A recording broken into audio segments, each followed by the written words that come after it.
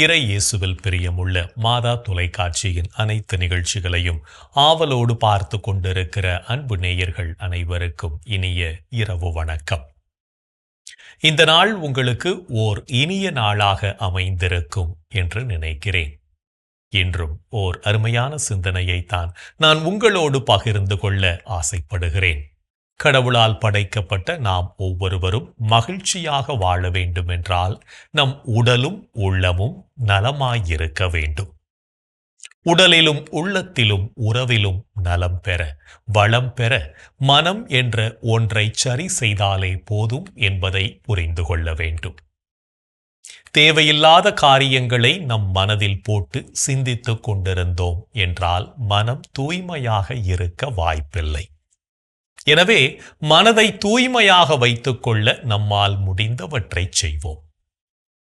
வீடுகளில் பயன்படுத்தப்படும் குப்பை தொட்டியை அடிக்கடி சுத்தம் செய்யவில்லை எனில் அதன் பின் விளைவுகள் மோசமாக இருக்கும். அதுபோலவே நம் மனமும் அடிக்கடி சுத்தம் செய்யப்படவில்லை எனில் பின் விளைவுகள் படுமோசமாக இருக்கும். எனவே ஒவ்வொரு நாளும் நம் மனதை தூய்மைப்படுத்தும் முயற்சிகளில் ஈடுபடுவோம். நாம் எப்போது நம் வாழ்வை ஒரு விளையாட்டாக பார்க்க ஆரம்பிக்கின்றோமோ அப்போது நம் மனம் பலம் நிறைந்து காணப்படும். மாறாக எப்போது நாம் வெற்றி தோல்வியில் போய் சிக்கிக் கொள்கிறோமோ அப்போதே நம் மனம் பலவீனமாகிவிடும்.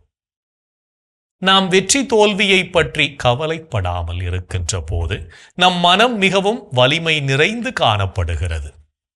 நான் இந்த விளையாட்டில் வெற்றி பெற்றே ஆக வேண்டும் என்ற நிர்பந்தத்திற்கு நாம் தள்ளப்படுகின்ற போது நம்மிடம் வெளிப்படும் திறனுக்கும் நான் இந்த விளையாட்டில் தோற்றாலும் மகிழ்ச்சிதான், வெற்றி பெற்றாலும் மகிழ்ச்சிதான் என்ற மனநிலையில் இருக்கும் போது நம்மிடமிருந்து வெளிப்படும் திறனுக்கும் நிறைய வித்தியாசங்கள் உண்டு. எது நடந்தாலும் எனக்கு சரிதான் என்ற மனநிலையில் இருக்கின்ற போது நம் மனம் வலிமையானதாக இருக்கின்றது. எனவே நம் மனதை வலிமையாக வைத்துக் கொள்ள முயற்சி செய்வோம். ஒரு மலையடிவாரத்தில் அமைதியான ஒரு துறவியின் ஆசிரமம் அமைந்திருந்தது. அவரிடம் கல்வி கற்க வந்த சீடர்களில் ஒருவன் இளமையும் வேகமும் நிறைந்த அமுதன். அமுதன் ஆர்வத்துடன் இருந்தாலும் அவனுடைய மனது எப்போதும் கலங்கி குழம்பிய நிலையிலேயே இருக்கும். மற்றவர்கள் செய்த தவறுகளை, தன்னை அவமதித்த நிகழ்வுகளை அல்லது தனக்கு சாதகமாக நடக்காத காரியங்களை அவன் எப்போதும் நினைத்து கொண்டே இருப்பான். இதனால் அவனுடைய முகம் கவலையும் கோபமும் நிறைந்து காணப்பட்டது. ஒரு நாள் மன அமைதி தேடி அமுதன் துறவியிடம் சென்றான். அமுதன், குருவே, நான் தியானம் செய்கிறேன். ஆனால் என் மனதில் தேவையற்ற எண்ணங்களும் பழைய கோபங்களும் குப்பைகளும் நிறைந்திருக்கின்றன.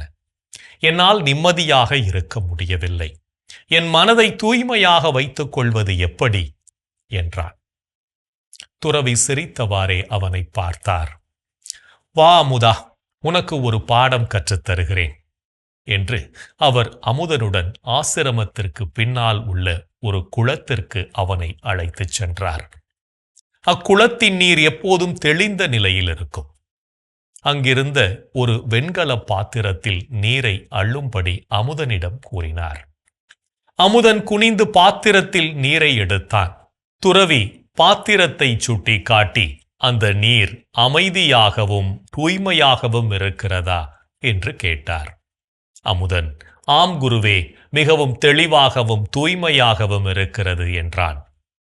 துறவி அடுத்து ஒரு சிறிய மண்வெட்டியை எடுத்து குளத்தின் அடியில் தேங்கியிருந்த சேற்றை ஒரு முறை கிளறி விட்டார். சேறு மேலே எழுந்து சிறிது நேரத்தில் குளத்து நீர் முழுவதையும் குழப்பி கலங்கடித்தது. இப்போது இந்த நீரை பார் அமுதா, இது இன்னும் தூய்மையாக இருக்கிறதா என்றார். அமுதன், இல்லை குருவே, இப்போது சேரும் சகதியுமாயி குடிக்க முடியாத அளவுக்கு கலங்கிவிட்டது என்றான்.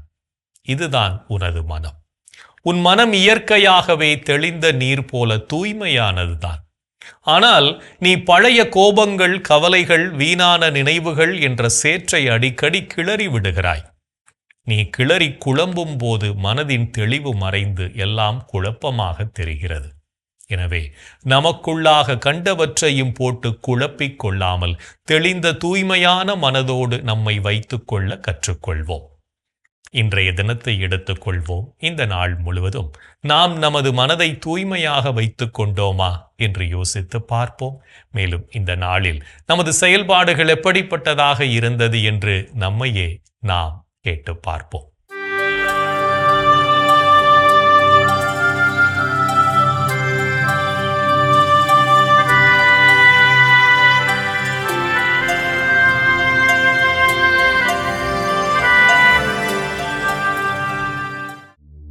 இன்று நீங்கள் உங்கள் வீட்டிற்கு வந்தவரை வரவேற்று உபசரித்தீர்களா? அந்நியரை வரவேற்று விருந்தோம்ப மறவாதீர்கள். இவ்வாறு விருந்தோம்பியதால் சிலர் தாங்கள் அறியாமலே வானதூதர்களை மகிழ்ச்சிப்படுத்தியதுண்டு. இன்று நீங்கள் அளவுக்கதிகமான பொருளாசை கொண்டு வாழ்ந்தீர்களா? பொருளாசையை விலக்கி வாழுங்கள். உள்ளதே போதும் என்றிருங்கள். ஏனெனில் நான் ஒருபோதும் உன்னை கைவிட மாட்டேன், உன்னை விட்டு விலக மாட்டேன் என்று கடவுள் கூறியிருக்கிறார். இன்று நீங்கள் வேலை செய்யும் இடத்தில் தலைவர்களுக்கு கீழ்ப்படிந்து நடந்தீர்களா? உங்கள் தலைவர்களுக்கு கீழ்ப்படியுங்கள், அவர்களுக்கு பணிந்திருங்கள். அவர்கள் உங்களை பற்றி கணக்கு கொடுக்க வேண்டியிருப்பதால் உங்கள் நலனில் விழிப்பாயிருக்கிறார்கள். இன்று நீங்கள் உங்களோடு வேலை செய்பவர்களிடம் ஆள் பார்த்து செயல்பட்டீர்களா? நீங்கள் தந்தையே என அழைத்து மன்றாடுபவர் ஆளை பார்த்தல்ல, அவரவர் செயல்களின்படியே தீர்ப்பு வழங்குகிறார். இன்று நீங்கள் மௌனம் அனுசரித்தீர்களா? நெஞ்சே, கடவுளுக்காக மௌனமாய் காத்திரு. ஏனெனில் நான் எதிர்பார்க்கும் நலன் வருவது அவரிடமிருந்தே. இன்று நாம் எப்படிப்பட்ட செயல்களை செய்திருக்கிறோம் என்று நம்மையே நாம் திரும்பி பார்த்த வேளையில் பல செயல்கள் இறைவனுக்கு ஏற்புடையதாக இருந்தாலும் சில செயல்கள் இறைவனுக்கு எதிராகவும் அமைந்திருக்கும். அத்தகைய தருணங்களுக்காக மனம் வருந்தி மன்னிப்பு கேட்டு மனத்துயர் மன்றாட்டை ஜெபிப்போம்.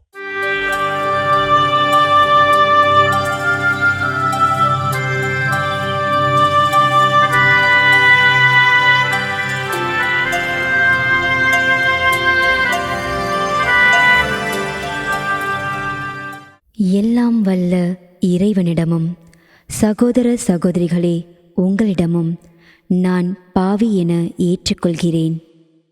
ஏனெனில் என் சிந்தனையாலும் சொல்லாலும் செயலாலும் கடமையில் தவறியதாலும் பாவங்கள் பல செய்தேன். என் பாவமே, என் பாவமே, என் பெரும் பாவமே. ஆகையால் எப்போதும் கன்னியான புனித மரியாவையும் வானதூதர் புனிதர் அனைவரையும் சகோதர சகோதரிகளே உங்களையும் நம் இறைவனாகிய ஆண்டவரிடம் எனக்காக வேண்டிக்கொள்ள மன்றாடுகிறேன். ஆமேன். மனத்துயர் மன்றாட்டை ஜெபித்ததன் வழியாக இறைவனிடமிருந்து மன்னிப்பை பெற்றிருப்போம் என்ற நம்பிக்கையோடு இறை வேண்டலில் இணைவோம்.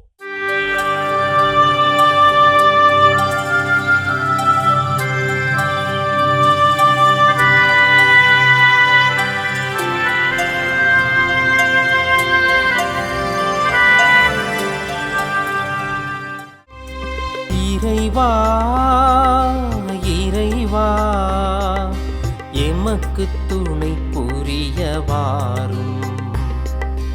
ஆண்டவரே, எமக்கு துணை புரிய விரைந்து வாரும். தந்தைக்கும் மகனுக்கும் தூய ஆவியாருக்கும் மாட்சி உண்டாவதாக. தொடக்கத்தில் இருந்தது போல் இப்பொழுதும் எப்பொழுதும் என்றென்றும் இருப்பதாக. ஆமென்.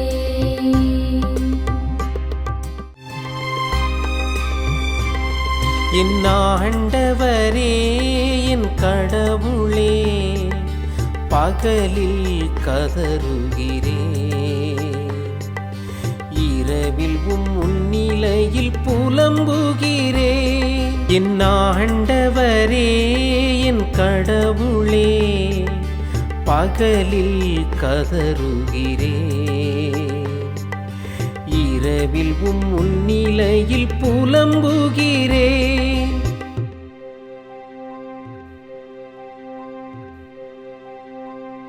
ஆண்டவரே என் மீட்பின் இறைவா, பகலில் நான் கதறுகிறேன்.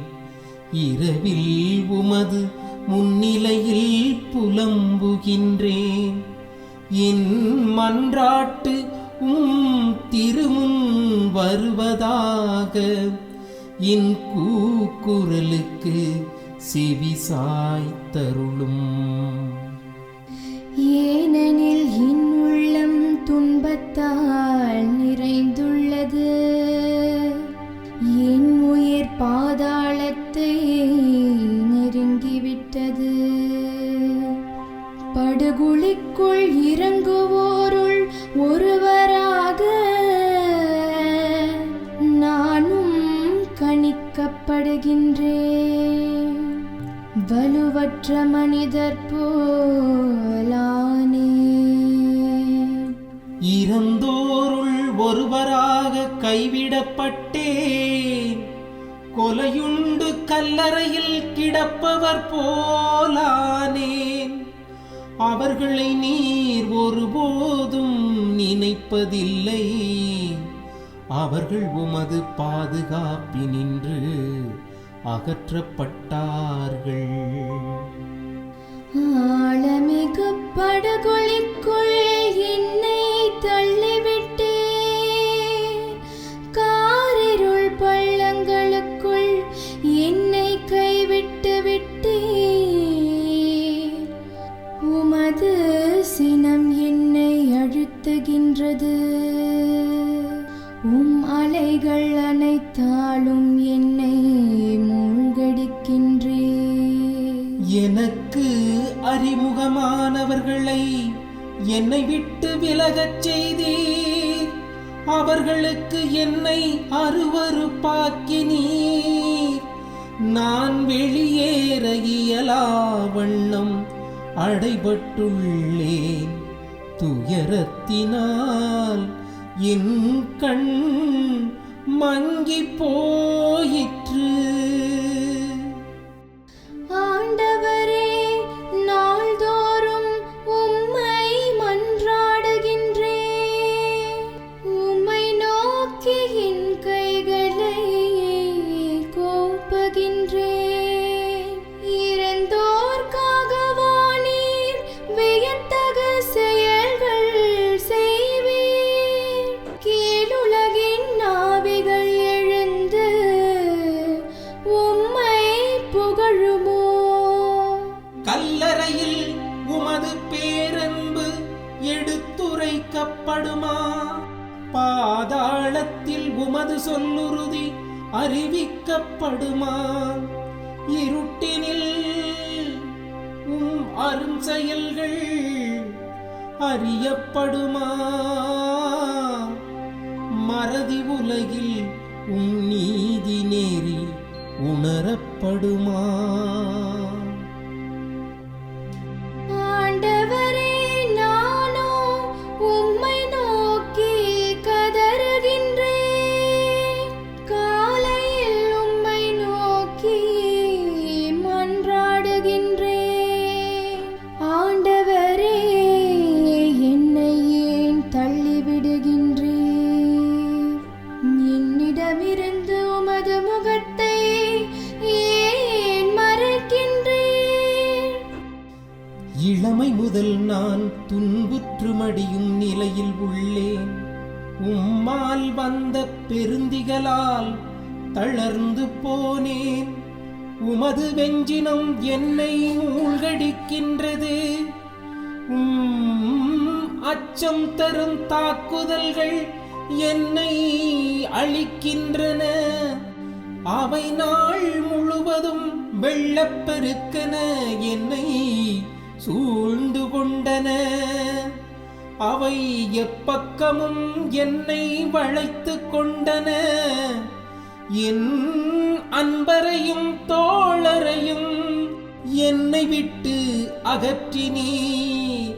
இருளே என் நண்பன், இருளே என் நண்பன். தந்தைக்கும் மகனுக்கும் தூய ஆவியாருக்கும் மாட்சி உண்டாவதாக. தொடக்கத்தில் இருந்தது போல் இப்பொழுதும் எப்பொழுதும் என்றென்றும் இருப்பதாக. ஆமென். என் ஆண்டவரே, என் கடவுளே, பகலில் கதறுகிறேன், இரவில் முன்னிலையில் புலம்புகிறேன். என் ஆண்டவரே, என் கடவுளே, பகலில் கதறுகிறேன், இரவில் முன்னிலையில் புலம்புகிறேன்.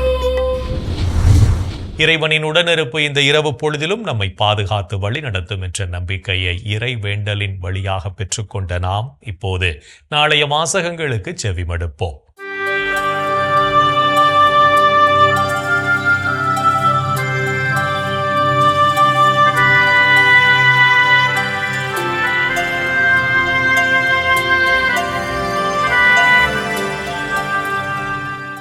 நாளைய திருப்பலி வாசகங்கள். முதல் வாசகம் திருத்தூதர் யோவான் எழுதிய திருவெளிப்பாட்டிலிருந்து வாசகம்.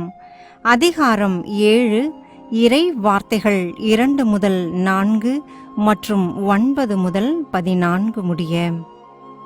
பதிலுரைப்பாடல். திருப்பாடல்கள் அதிகாரம் 24, இறை வார்த்தைகள் 1 முதல் 6 முடிய.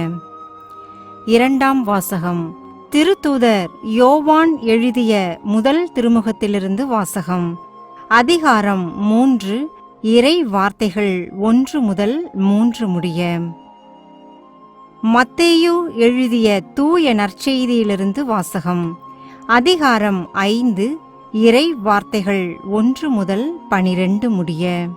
அக்காலத்தில் இயேசு மக்கள் கூட்டத்தை கண்டு மலை மீது ஏறி அமர அவருடைய சீடர் அவர் அருகே வந்தனர். அவர் திருவாய் மலர்ந்து கற்பித்தவை. ஏழையரின் உள்ளத்தோர் பேறு பெற்றோர், ஏனெனில் விண்ணரசு அவர்களுக்கு உரியது. துயருறுவோர் பேறு பெற்றோர், ஏனெனில் அவர்கள் ஆறுதல் பெறுவர். கனிவுடையோர் பேறு பெற்றோர், ஏனெனில் அவர்கள் நாட்டை உரிமை சொத்தாக்கிக் கொள்வர். நீதி நிலைநாட்டும் வேட்கை கொண்டோர் பேறு பெற்றோர், ஏனெனில் அவர்கள் நிறைவு பெறுவர். இரக்கமுடையோர் பேறு பெற்றோர், ஏனெனில் அவர்கள் இரக்கம் பெறுவர். தூய்மையான உள்ளத்தோர் பேறு பெற்றோர், ஏனெனில் அவர்கள் கடவுளை காண்பர். அமைதி ஏற்படுத்துவோர் பேறு பெற்றோர், ஏனெனில் அவர்கள் கடவுளின் மக்கள் என அழைக்கப்படுவர். நீதியின் பொருட்டு துன்புறுத்தப்படுவோர் பேறு பெற்றோர், ஏனெனில் விண்ணரசு அவர்களுக்குரியது. என் பொருட்டு மக்கள் உங்களை இகழ்ந்து துன்புறுத்தி உங்களைப் பற்றி இல்லாதவை பொல்லாதவையெல்லாம் சொல்லும்போது நீங்கள் பேறு பெற்றவர்களே. மகிழ்ந்து பேருவகை கொள்ளுங்கள், ஏனெனில் விண்ணுலகில் உங்களுக்கு கிடைக்கும் கைமாறு மிகுதியாகும். இவ்வாறே உங்களுக்கு முன்னிருந்த இறைவாக்கினர்களையும் அவர்கள் துன்புறுத்தினார்கள். ஆண்டவரின் அருள்வாக்கு. கிறிஸ்துவே உமக்கு புகழ். நாம் அனைவரும் பேறு பெற்ற மக்களாக வாழவும் நமது ஆன்மாவை காத்து கொள்ளவும் அழைப்பு விடுக்கும் இயேசுவின் குரலுக்கு செவிமடுத்து வாழ்வோம் என்ற சிந்தனையோடு சிமியோன் பாடலில் இணைவோம்.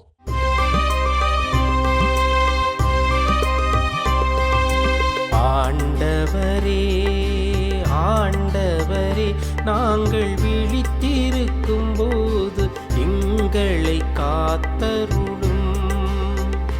நாங்கள் தூங்கும் போது எங்களை பாதுகாத்தருளும். இதனால் கிறிஸ்துவோடு பிழித்திருந்து அவரோடு அமைதியில் இளைப்பாறுவோம். அவரோடு அமைதியில் இளைப்பாறுவோம்.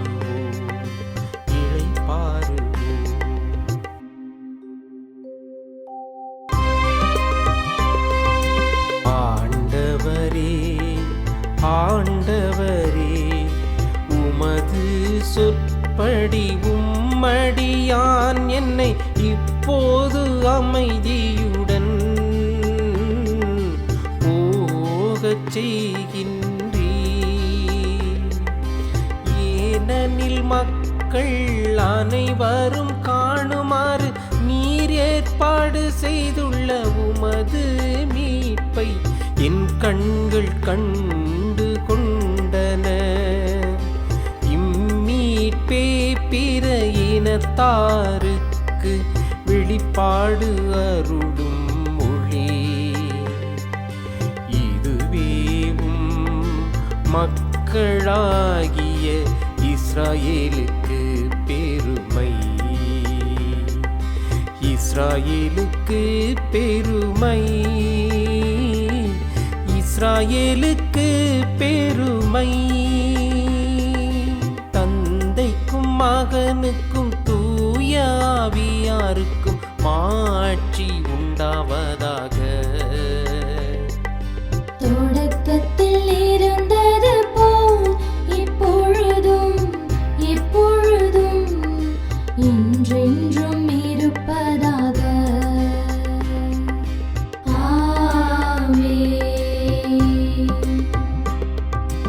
ஆண்டவரே, ஆண்டவரே, நாங்கள் விழித்திருக்கும் போது எங்களை காத்தருளும். நாங்கள் தூங்கும் போது எங்களை பாதுகாத்தருளும். இதனால் கிறிஸ்துவோடு பிழித்திருந்து அவரோடு அமைதியில் இளைப்பாறுவோம். அவரோடு அமைதியில் இளைப்பாறுவோம். இறைவன் நம்மை ஒவ்வொரு நொடி பொழுதும் அற்புதமாய் வழிநடத்தி கொண்டிருப்பதை சிமியோன் பாடல் வழியாக உணர்ந்து ஜெபித்த நாம் இப்போது நாளைய பெருவிழாவை பற்றி பார்க்கலாம்.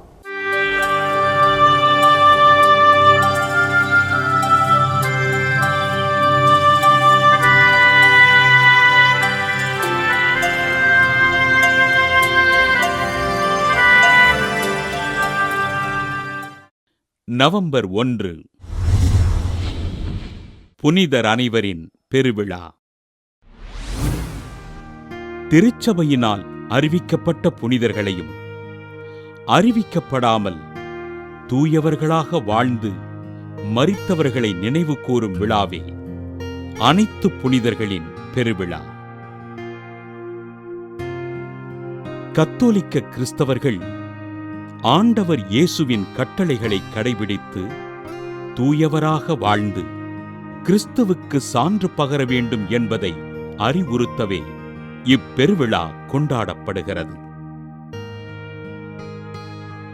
தொடக்க காலத்தில் ஏற்பட்ட மறைக்கலகங்களின் போது சிக்கிய கிறிஸ்தவர்கள் தங்களின் உயிரை விட தங்களுக்கு கிறிஸ்தவ விசுவாசமே முக்கியம் என்று அறிக்கையிட அவர்கள் கொன்றழிக்கப்பட்டார்கள். கொன்றழிக்கப்பட்ட கிறிஸ்தவர்களை திருச்சபை மறைசாட்சிகளாக ஏற்றுக்கொண்டது. கிறிஸ்தவ விசுவாசத்திற்காக கொலை செய்யப்பட்டவர்களுக்கு மக்கள் வணக்கம் செலுத்தி அவர்கள் மறைசாட்சியான தினத்தில் அவர்களின் கல்லறைகளுக்குச் சென்று தங்களுக்காக பரிந்து பேசும்படி ஜெபித்தார்கள். அனைத்து புனிதர்களின் திருவிழா மேற்கத்திய திருச்சபையில் நவம்பர் 1 நாளும், கீழை திருச்சபையில் தூய ஆவியார் பெருவிழாவிற்கு அடுத்து வருகின்ற ஞாயிறும் கொண்டாடப்பட்டு அனைத்து புனிதர்களுக்கும் நன்றி செலுத்தப்பட்டது. தொடக்க காலத்தில் மே 13ஆம் நாள் கொண்டாடப்பட்டு வந்த இத்திருவிழாவினை திருத்தந்தை 3ஆம் கிரகோரியார் நவம்பர் 1 தினத்திற்கு கொண்டாட பணித்து இந்த திருநாளை அனைத்து புனிதர்களுக்கும் அர்ப்பணித்தார். திருத்தந்தை 4ஆம் கிரகோரியார் கிபி 385ஆம் ஆண்டு பிரான்ஸ் நாட்டில் இப்பெருவிழாவினை கடன் திருவிழாவாக அறிவிக்க திருத்தந்தை சிக்துஸ் தன் ஆட்சி காலத்தில் இதனை உறுதி செய்து அறிக்கை வெளியிட்டார். மக்கள் புனிதர்களின் பரிந்துரையின் வாயிலாக தங்களது மன்றாட்டுக்களை வேண்டுவது போற்றத்தக்கது என்று குறிப்பிடுகிறது 2ஆம் வத்திக்கான் பொது சங்கம். நாம் புனிதர்களுக்கு செலுத்தும் வணக்கம் மரியாதை மட்டுமன்று, அது நமக்கும் புனிதர்களுக்குமான ஆழமான உறவு என்று குறிப்பிடுகின்றார் திருத்தந்தை புனித 23ஆம் யோவான். புனிதர் அனைவருடைய பெருவிழாவினை கொண்டாடுகின்ற நாம் ஆண்டவரின் கட்டளைகளை கடைபிடித்து தூய்மையான வாழ்வினை வாழ்வதற்கு தேவையான மன வலிமையினை அருளும்படியாக ஜெபிப்போம். நாளைய பெருவிழாவை பற்றி தெரிந்து கொண்ட நாம் நாளைய தினம் மற்றவர்கள் செய்யும் நற்செயல்களை பாராட்டி மகிழ்வோம். என் அன்புக்குரிய சகோதர சகோதரிகளே, கடவுளின் அற்புதமான செயல்களை எல்லாம் நாம் இந்த நாளிலே பெற்றிருக்கிறோம். அவருடைய அற்புதமான காரியங்களின் வழியாக, ஆசீர்வாதங்களின் வழியாக நாம் மகிழ்வோடு வாழ்ந்து கொண்டிருக்கிறோம். கடவுளை போற்றி புகழ்வோம். இன்றைய தினத்திலே இந்த மாதா தொலைக்காட்சியை ஒவ்வொரு இல்லந்தோறும் எடுத்துச் செல்கின்ற கேபிள் ஆபரேட்டர்கள், டிடிஎச்சில் பணி செய்கின்ற பணியாளர்கள், இன்டர்நெட்டில் பணி செய்கின்றவர்கள், டெலிபோர்ட்டில் பணி செய்கின்ற ஒவ்வொரு சகோதரனுக்காகவும் சகோதரிக்காகவும் அவருடைய குடும்பங்களுக்காகவும் நாம் ஜெபிப்போம். எங்கள் அன்பை உருவான இயேசு ஆண்டவரே, இந்த மாதா தொலைக்காட்சியை ஒவ்வொரு இல்லந்தோறும் கொண்டு செல்கின்ற இந்த கேபிள் ஆபரேட்டர்கள், டிடிஎச் பணியாளர்கள், அதே போன்று இன்டர்நெட்டில் பணி செய்கின்ற பணியாளர்கள், டெலிபோர்ட்டில் பணி செய்கின்ற பணியாளர்கள், இவருடைய குடும்பங்கள் ஒவ்வொருவரையும் நாங்கள் எண்ணி பார்க்கிறோம். ஆண்டவரே, இந்த பணியாளர்களுக்காய் நாங்கள் சிறப்பாக ஜெபிக்கும் இந்த நேரத்தில் இவர்களை ஆசீர்வாதங்களால் நிரப்பும்படியாய் கெஞ்சி கேட்கிறோம். இவர்களுக்கு எல்லா விதமான தேவைகளிலும் நீர் துணை வரும்படியாய் கேட்கிறோம். ஆண்டவரே, இவர்களையும் இவருடைய குடும்பங்களையும் இவருடைய பணிகளையும் நீர் ஆசீர்வதித்தருளும். எங்கள் அன்பு தாயே, ஆரோக்கிய அன்னையே, இதோ உமது பிள்ளைகளை இவர்களுக்காய் பரிந்து பேசுங்கள் அம்மா. இந்த ஜெபங்களை எங்கள் ஆண்டவராகிய இயேசுவே உமது வல்லமையான திருநாமத்தின் வழியாய் கெஞ்சி மன்றாடுகிறோம். ஆமென். என்று வாழும் உயிருள்ள இறைவன் தந்தை, மகன், தூய ஆவியார் நாம் அனைவரையும் நிறைவாக ஆசீர்வதிப்பாராக. ஆமென். இந்த ஜெபத்தின் வழியாக இறை அன்பிலும் அரவணைப்பிலும் நாம் நலமோடு வாழ்ந்து கொண்டிருக்கிறோம் என்பதை உணர்ந்திருப்போம். இறை ஆற்றலும் வல்லமையும் என்றும் நம்மில் தங்கும். அன்னை மரியாவும் நமக்கு உதவிகள் செய்வார் என்ற நம்பிக்கையோடு அவரின் துணை வேண்டி இந்த நிகழ்வை நிறைவு செய்யலாம். Good night.